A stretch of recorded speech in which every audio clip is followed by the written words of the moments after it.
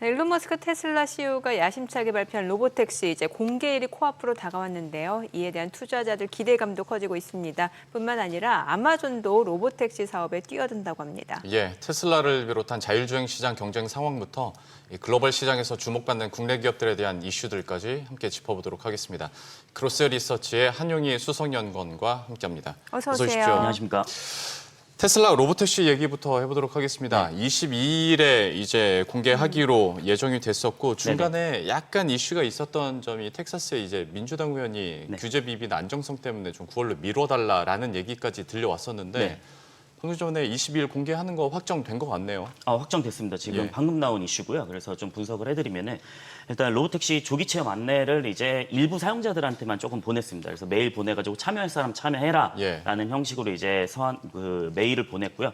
그래서 좀 간단하게 말씀드리 6월 22일 현지 시간으로 일요일 날 이제 되는 거고요. 일정은 좀 변경될 수 있다라고 공지는 했습니다. 그리고 동반 탑승은 본인 외에 한 명만 동반 가능하고 18세 이상. 그다음에 탑승 시간 동안 같이 있어야 된다라는 거고 우리가 계속 말했듯이 지금 로보택시는 따로 앱을 설치하냐 이런 게 굉장히 중요했는데 아마 따로 나올 가능성이 좀 높은 것 같습니다. 지금 그 앱을 깔아야 된다라고 얘기를 했고요. 그다음에 신용카드, 체크카드 등록이 필요하고 이용 시간은 뭐 오전 6시부터 자정 0시까지입니다. 그래서 뭐 일단은 22일 날 우리 현지 시간으로는 이제 일요일 날 나와봐야지 알겠지만은 중요한 뭐 데이터가 되는데 어쨌든 행사는 이루어진다라고 보시면 좋을 것 같습니다.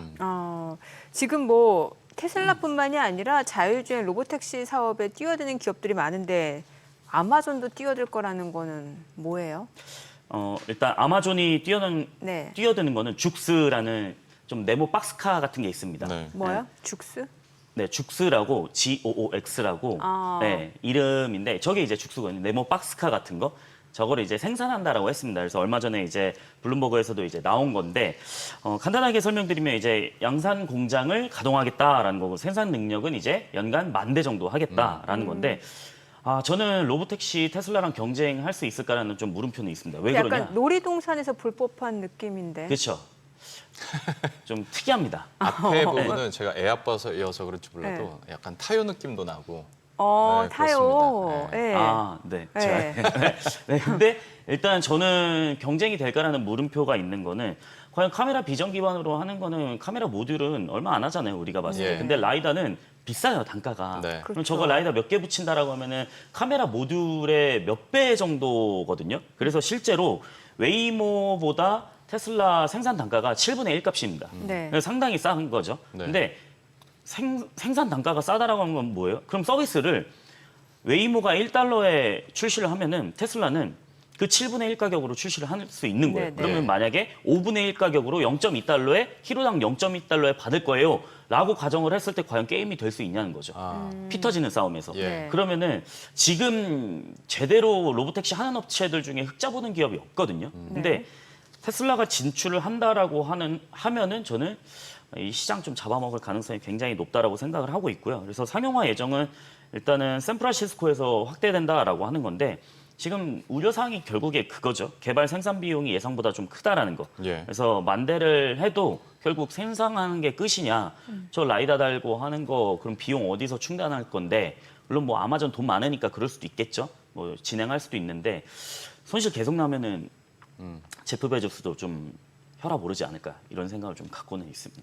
근데 이제 생산 비용 같은 경우에는 이제 회사에서 알아서 해야 될 일이고 저는 타는 사람 입장에서 질문을 드려보자면 일단 안전해야 되잖아요. 근데 이제 테슬라 같은 경우에는 카메라만 기반으로 하게 되고 타업체들은 카메라와 라이다를 함께 타게 됐을 때 느낌적인 느낌으로 라이다도 같이 쓰는 게 좀 더 안전하지 않을까? 괜히 그런 생각을 하게 되거든요. 안전성 문제는 걱정 안 해도 됩니까? 이미 근데 검증이 좀 된 부분들이 있는데 제가 표를 아까 보여주신 거 다시 한번 띄워주시면 결국에는 로보택시나 자율주행의 가장 중요한 건 뭐냐? 데이터예요.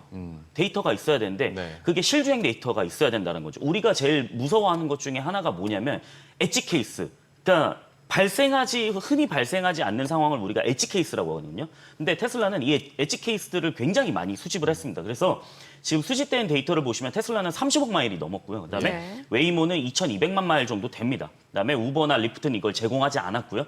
근데 저 데이터가 있는 상황에서 학습을 시킨 거랑 없는 상황에서 학습을 시킨 거는 그 소프트웨어가 작동하지 않을 수도 있다라는 거거든요. 근데 예를 들어 이런 거죠. 우리가 그 어린이 보호구역에서 어린이 갑자기 뛰어나올 수도 있잖아요. 예. 근데 그런 수집된 데이터가 많이 없다라고 하면은 인공지능은 그거는 학습을 못 할 수도 있는 거예요. 그러면은 어린이가 뛰어나왔는데도 불구하고 엣지 케이스가 아니다 보면 그걸 들이받을 수 있는 리스크가 있는 거죠. 네. 그러면 결국에 저는 제일 중요한 건 뭐냐?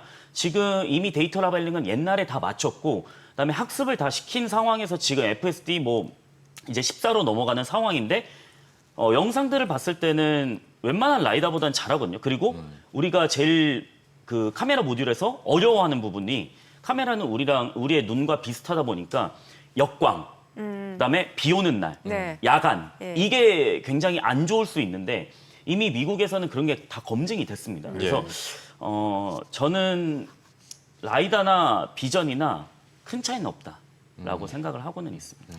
지금 텍사스 오스틴에서 자율주행 운영 상황이 지금 어떻게 되나요? 지금 웨이모하고.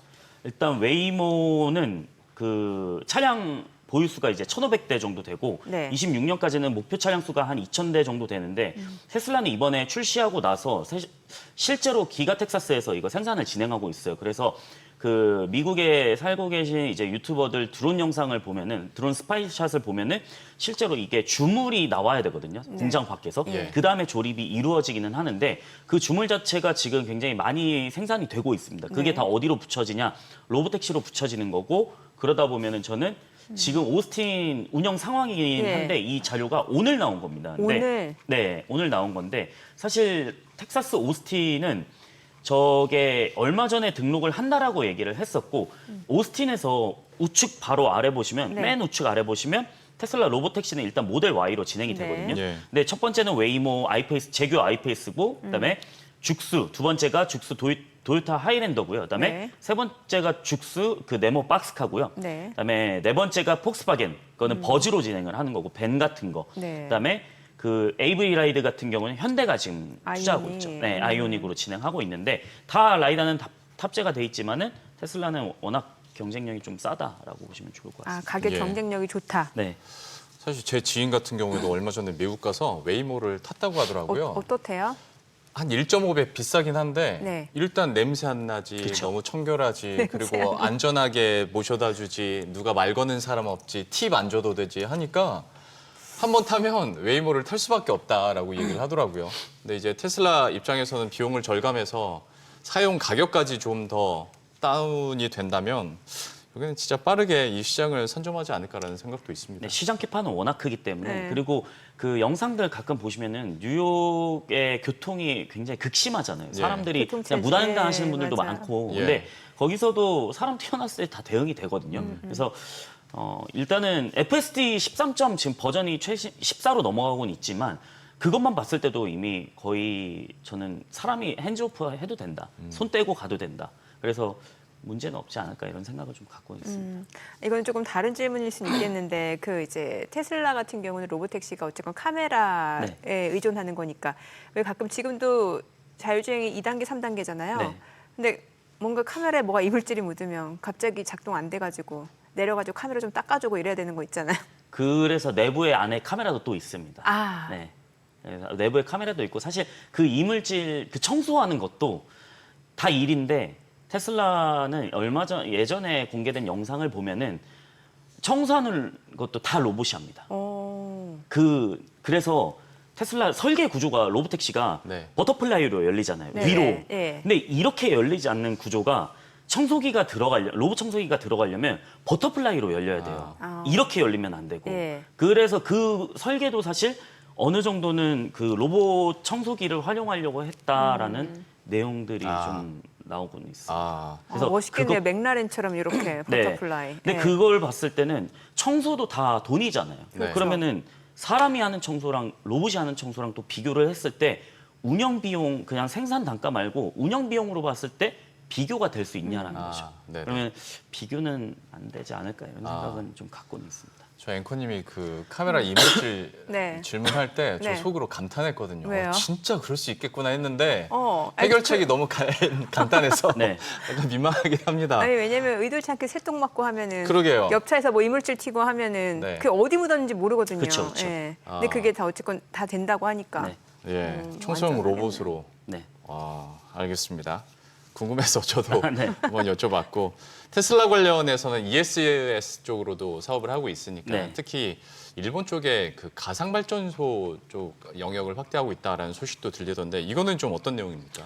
이게 VPP라고 해서 버추얼 파워 플랜트이기는 한데요. 이게 일본에서 좀 전국적인 확대를 한다라고 하는데 사실 테슬라의 중요한 내용은 아니에요. 이거는 왜 그러냐면 원래 VPP는 미국에서 하는 게 미국 텍사스에서 예전에 이제 한파가 왔을 때 한번 정전 사태가 있었잖아요.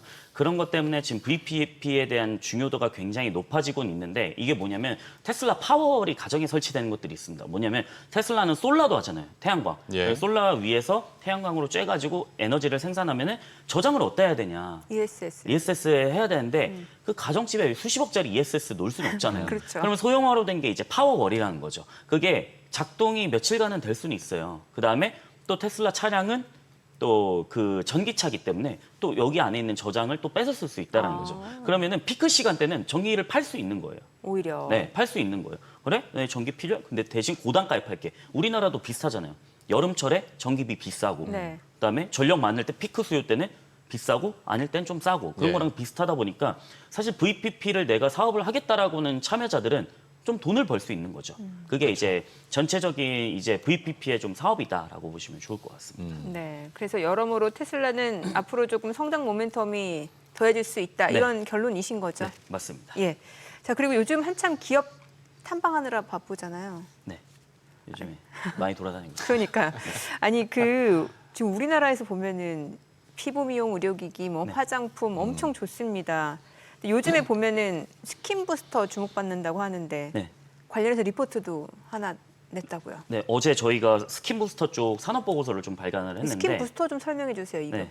그러니까 스킨 부스터는 말 그대로 피부과 가서 주사 맞는 겁니다. 근데 이걸 원리를 좀 알아야 되는데 일단 저도 스킨 부스터 맞긴 하거든요. 네네. 피부과 가가지고. 네. 아, 네, 진짜요? 네, 리쥬란 맞습니다. 앵커님은 관심 없으세요? 리쥬란이나. 아니요, 리쥬란 말 저 1년에 한 번 그냥 센 거 해요. 센 거. 네. 1년에 네, 한 번. 아프잖아요. 근데 그만큼 효과가 있기 때문에 계속 재구매율이 높은 거거든요. 예. 근데 보건복지부 2024년 방한 외국인들 조사를 했을 때 117만 명 들어왔습니다. 근데 YOY 기준으로 93%가 성장을 했는데 이 중에 56%가 왜 방문을 했느냐? 피부과 진료 목적. 그쵸. 그럼 엄청나게 많다라는 거죠. 지금 스킨 부스터는 말 그대로 스킨에 부스터를 준다라는 건데 피부의 수분과 영양을 직접 공급하는 시술입니다, 이게. 근데 우리 피부는 딱 세 가지로 나뉘어요. 표피, 진피, 그다음에 피하 지방. 네. 이렇게 세 층으로 나뉘는데 스킨 부스터는 어디 쪽에 타겟을 하느냐? 진피 쪽에 타겟을 합니다. 예. 근데 진피 쪽에 타겟을 하는데 진피는 크게 이제 세포를 둘러싸고 있는 세포의 기질이 있습니다. 이걸 ECM이라고 그러는데 예. 그 ECM은 세포 그 공간을 채우는 바탕질 세포인데 이게 세포가 정상적으로 활동할 수 있는 환경을 만들어 주거든요. 근데 이 진피의 대표적인 세포가 섬유화 세포입니다. 네. 그럼 여기서 이제 중요한 거죠. 자, 섬유화 세포는 ECM 내에서 콜라겐 한번 들어봤죠? 족발 먹을 때 콜라겐 네네. 그거 맞습니다. 네. 그다음에 엘라스틴, 히알루론산 이것을 생성해가지고 구조랑 탄력을 유지합니다. 네. 그래서 스킨 부스터 맞으신 분들은 아, 피부가 물광처럼 됐다. 아니 이런 그래서 왜 신분들이 그 많죠. 뉴트리에서 먹는 콜라겐 해갖고 한참 인기 끌었잖아요. 네. 근데 콜라겐은 먹는 것보다는 저렇게 하는 게 더 네. 효과적이라고. 그래서 노화는 보통 어디서 나오냐? 진피에서 나옵니다. 노화는. 그래서 이때 스킨 부스터가 직접적으로 진피 쪽에 영양 성분을 주입을 해주는 거죠. 예. 그럼 노화 속도가 좀 늦춰진다라는 거. 아. 그래서 스킨 부스터를 맞으면 계속적으로 주기적으로 맞으면 너 관리했구나 이런 게 되는 겁니다. 뭔가 미세 바늘로 주입하는 건가요? 네. 근데 이게 스킨 부스터는 상당한 통증을 유발합니다. 그렇죠. 여기 네. 진피층이니까. 거기에다가 이제 그 액체를 넣기 때문에 네. 아픕니다. 굉장히. 아. 근데도 불구하고 왜 사람들이 이렇게 맞느냐? 효과가 극대화되기 때문에. 아. 때문이죠. 그래서 스킨 부스터는 오리지널 뭐 이제 제품이 파마리서치죠. 파마리서치의 그쵸. 예. 리쥬란이 2019년도부터 2024년에 빠르게 성장했는데 주가가 1년 반 동안 5배 성장을 했잖아요. 물론 맞아요. 최근에 이제 분할 때문에 조금 이슈가 있기는 하지만 그래서 K뷰티는 이제 방한 외국인들이 계속적으로 들어오고 있다 보니까 시장에서 좀 주목을 많이 받을 거다라고 생각하고 있고요. 그다음에 7월 달에 중국인 무비자 단체 관광객이 예. 있습니다. 그래서 그때도 부각을 한번 많이 받지 않을까라고 보고 있습니다. 그래서 저는 선생님 뭘 맞아야 됩니까? 그 이제 피부과에 한번 가시면 저는 이상 아닙니다. 영롱 앵커도 피부 좋은 걸로 봤을 때 관리하는 거 아니에요? 아니요. 저는 지금 여러분들 보시는 게 이게 다 메이크업을 엄청 두껍게 해서 그런 거지 피부는 안 좋은데 이거는 차치하고서라도 그러니까 K-뷰티에 대해서는 여러분들도 잘 아실 테고 사실 이게 한 번만 맞는다고 되는 게 아니라 이제 반복적으로 계속 맞아줘야 되는 거죠. 3개월에서 주기적으로. 6개월 동안 계속 맞기는 해야 됩니다. 그러다 보니까 이제 해외 관광객이 한 번 오더라도 네. 다음에 또 관리를 받으러 오게 되고 하다 보니 매출에 대한 어떤 성장률이나 지속성이 이어질 텐데 좀 문득 요즘 이슈와 하나 접목해서 여쭤보자면 물론 그때와 지금은 상황이 다르긴 합니다만은 코로나19 때 재난지원금 받았을 때 그때 당시에 의료 미용 쪽으로 꽤 돈이 많이 갔었습니다. 물론 그때는 이제 마스크 쓰고 다녔었으니까 더 유리하기도 했었는데 이번에도 추경이 있지 않습니까? 이런 K 미용과 관련해서 이 부분도 수혜 가능할까요? 어떻게 보십니까? 뭐 지난번에 그 코로나 때 미용 의료로 간 것도 있기는 하지만 사실 그거는 제가 추측할 수 없는 부분들. 왜냐면 그거는 앞으로 그냥 근거 없는 거를 말씀을 드려야 되다 보니까 사실 이거는 조금은 답변이 너무 어렵는데 사실 과거랑 비슷하다라고 하면 뭐 일부 수혜는 받을 수 있겠죠. 왜냐 돈이 좀 생겼으니까 다시 나도 피부과 가볼까? 레이저 제모라도 해볼까? 이런 수혜는 있는데 사실 직접적인 수혜는 저는 외국인 쪽이지 않을까. 그래서 최근에 피부과 가보시면 뭐 알리페이라든지 이런 중국어들이 중국인들, 굉장히 맞아요. 많습니다. 그래서 그런 부분들로 봤을 때는 오히려 7월 달에 무비자 단체 관광객이 더 근거가 있다라고 말씀드리고 싶습니다. 네. 최근에 또 그 SK텔레콤 유심 해킹 사태 이후 뭔가 좀 보안에 대한 필요성이 더 좀 대두되고 있는데 실제로 사이버 보안 관련해서 주목하고 있는 기업 있으시다면서요? 저희가 6월 10일 날 이게 NDR을 진행을 했는데 논딜 로드쇼라고 해가지고 이제 그 기업들이 와가지고 이제 설명을 해주는 거를 저희가 진행을 했었는데.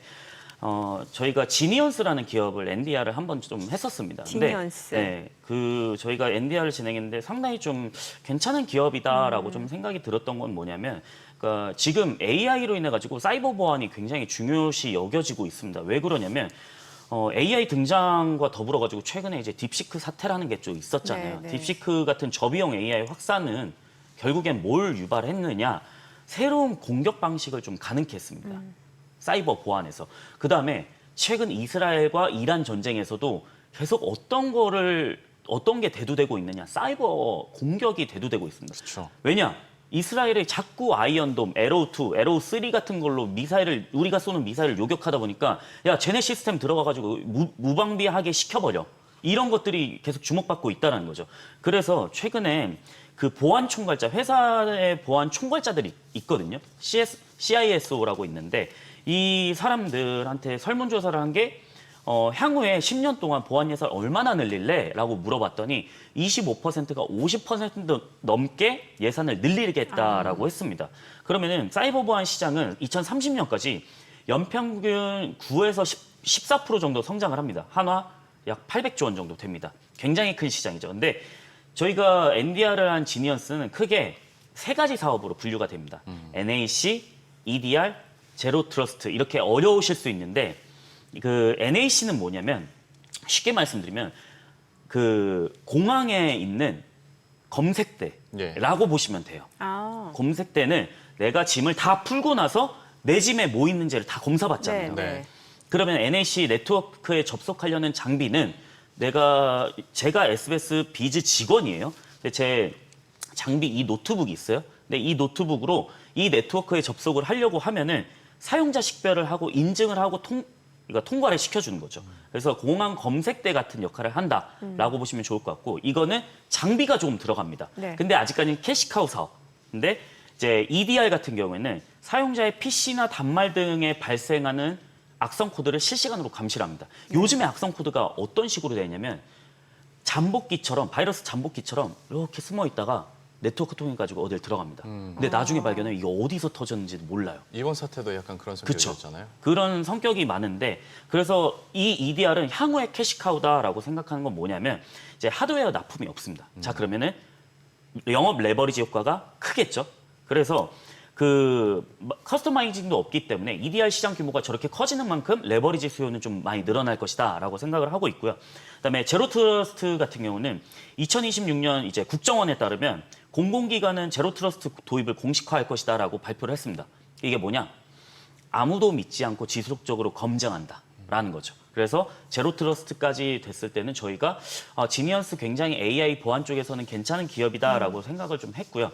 근데 이 기업이 좀 특이한 게 있어요. 네. 보안, 사이버 보안인데 2005년 설립 이후에 20년 동안 흑자를 냈습니다.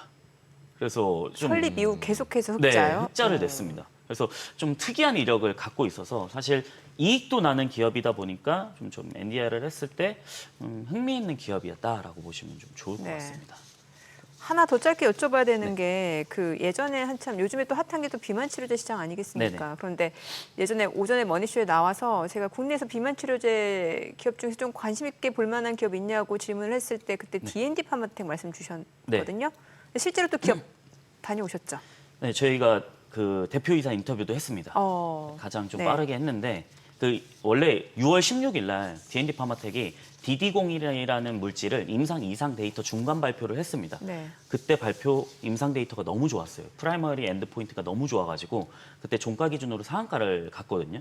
근데 저희가 빠르게 이제 D&D 파마텍을 커버를 하고 있는데 그 이슬기 대표를 만나가지고 인터뷰를 했는데 사실 오늘 한국투자증권에서 IR이 진행이 됐습니다. 아, 그래요? 네, 진행이 됐는데 저는 이게 그 간 지방에 이 메시 치료제로 활성화될 가능성이 좀 높다라고 생각하고 있고요. 네. 근데 중요하게 보면은 이게 지방간 같은 경우는 고도 비만과 같이 옵니다.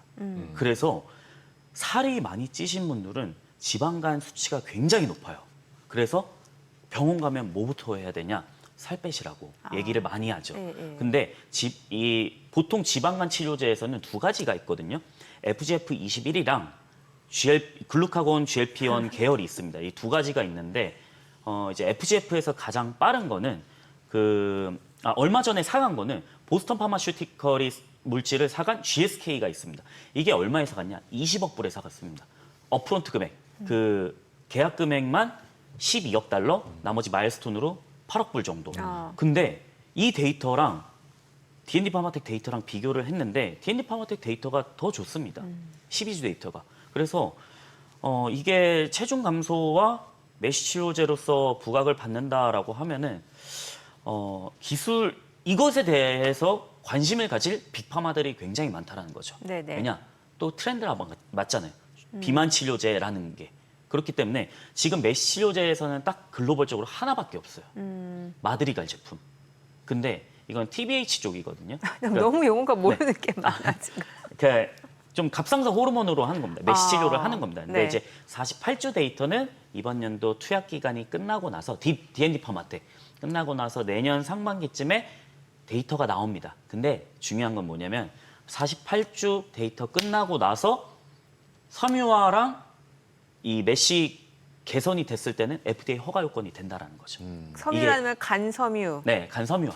왜냐면은 메시는 네, 그게 간 섬유화에 대한 내용들이긴 한데 이 메시 치료라고 해가지고 간이 계속 섬유화가 되고 네. 좀 그럼 이제 딱딱해지는, 간경화잖아요. 네, 딱딱해지는 겁니다. 그러다가 이게. 나중에 간암까지 갈 수도 네, 있는 그렇죠. 거고. 그럼 간 메시는 이제 생존의 문제죠.